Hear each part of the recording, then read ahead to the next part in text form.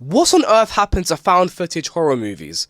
If you were a fan of horror movies in the 2000s and the 2010s, you would have definitely watched a couple of found footage movies. But in 2024, they are almost non-existent. So what actually happened?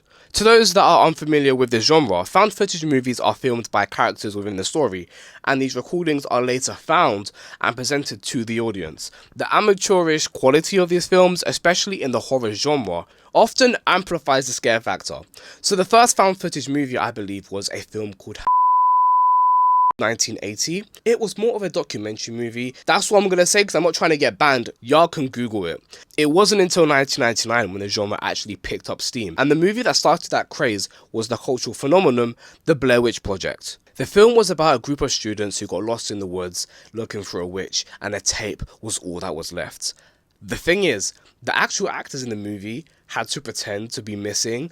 Like, people legitimately thought this movie was real. This obviously added a lot of suspense to the movie because without this context, the film itself isn't particularly scary. The movie was made with a budget of around $60,000 and it grossed over 200 million, becoming one of the most successful films of its time. The genre went quiet until Paranormal Activity hit in 2007, becoming another cultural phenomenon and making millions. This reignited interest in found footage horror. Movie studios saw that they could make movies on tight budgets while still delivering scares. Some notable movies that came out during this time was Creep, VHS, The Gallows, The Taking, Wreck and his American remake, Quarantine, and The Visit, which is one of my favourites. There was also a plethora of non-horror found footage movies, like Earth to Echo, which was like this new age E.T., Project X, which was about this crazy party, and Chronicle, which is a cult classic about a group of teens who attain superpowers.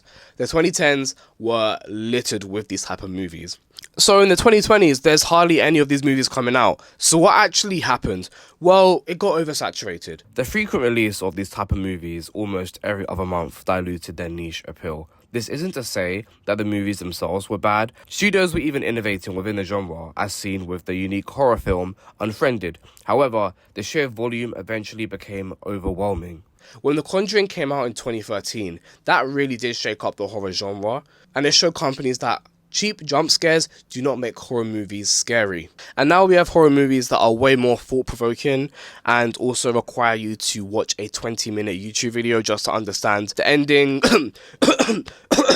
Long legs. Jokes aside, the horror genre is in a good place right now, but I'd love to see more found footage films. While they haven't disappeared entirely, they're no longer mainstream, and they're mostly confined to indie or international releases.